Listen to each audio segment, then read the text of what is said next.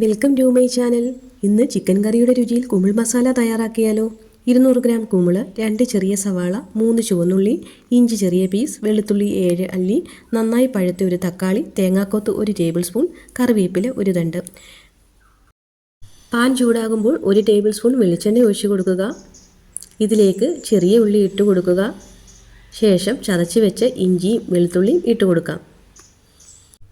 ഇഞ്ചിയും വെളുത്തുള്ളിയും ഇട്ട് കൊടുത്ത ശേഷം ഒന്ന് വാടി കഴിയുമ്പോൾ ഇതിലേക്ക് നീളത്തിലരിഞ്ഞ സവാള ചേർത്ത് കൊടുക്കാം.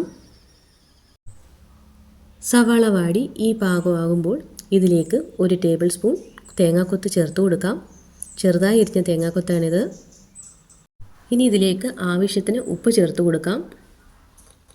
ഇനി ഇത് പെട്ടെന്ന് വാടിക്കൊള്ളും. ശേഷം 2 പച്ചമുളക് നെടുകെ കീറിയതും കൂടി ചേർത്ത് കൊടുക്കുന്നുണ്ട്. ഒരുപാട് എരിവുള്ള പച്ചമുളകല്ല ഇത്. 2 മിനിറ്റ് അടച്ചു വെച്ച് വേവിക്കാം. ഇപ്പോൾ തേങ്ങാക്കൊത്തിലും ഉള്ളിയിലും ആവശ്യത്തിന് ഉപ്പൊക്കെ പിടിച്ചിട്ടുണ്ടാവും.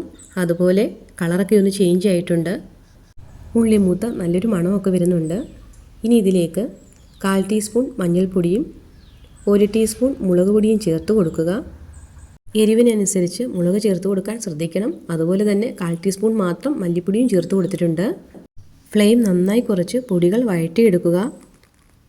പച്ചമണം മാറിയ ശേഷം ചെറുതായി കട്ട് ചെയ്ത തക്കാളി ഇട്ട് കൊടുക്കണം. തക്കാളി നല്ലതുപോലെ വെന്തുടയുമ്പോൾ മാത്രം മഷ്റൂം ചേർത്ത് കൊടുക്കാം. വലിയ പീസായിട്ടാണ് മഷ്റൂം കട്ട് ചെയ്തേക്കുന്നത്. വലിയ പീസായിട്ട് കട്ട് ചെയ്യാൻ ശ്രദ്ധിക്കണം. നന്നായി മിക്സ് ചെയ്ത് കൊടുക്കുക. മസാലയൊക്കെ നല്ലതുപോലെ പിടിച്ചിട്ടുണ്ട്. ഇനി ഇതിലേക്ക് കുറച്ച് കറിവേപ്പില കൂടി ചേർത്ത് കൊടുക്കാം. ഒരു 2 മിനിറ്റ് അടച്ചു വെച്ച് വേവിക്കുക. ഫ്ലെയിം നല്ലതുപോലെ കുറച്ച് വയ്ക്കാൻ ശ്രദ്ധിക്കണം. കറിവേപ്പിലയുടെ നല്ല ഫ്ലേവറൊക്കെ ഇപ്പോൾ കറിയിൽ പിടിച്ചിട്ടുണ്ട്. മാത്രമല്ല ഇതിൽ നിന്നും ആവശ്യത്തിന് വെള്ളമൊക്കെ ഇറങ്ങിയിട്ടുണ്ട്. ഇനി ഇതിലേക്ക് 1/2 കപ്പ് ചൂടുവെള്ളം ഒഴിച്ചു കൊടുക്കാം. പച്ചവെള്ളം ചേർത്ത് കൊടുക്കരുത്.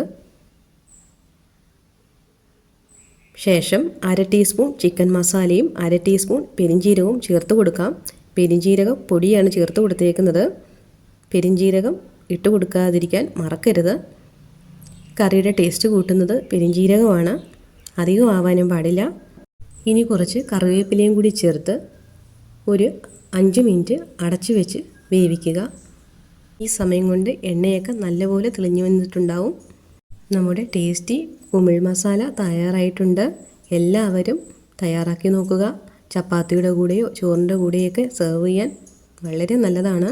വീഡിയോ ഇഷ്ടപ്പെട്ടാൽ ലൈക്ക് ചെയ്യാനും സബ്സ്ക്രൈബ് ചെയ്യാനും മറക്കാതിരിക്കുക. Okay, thank you.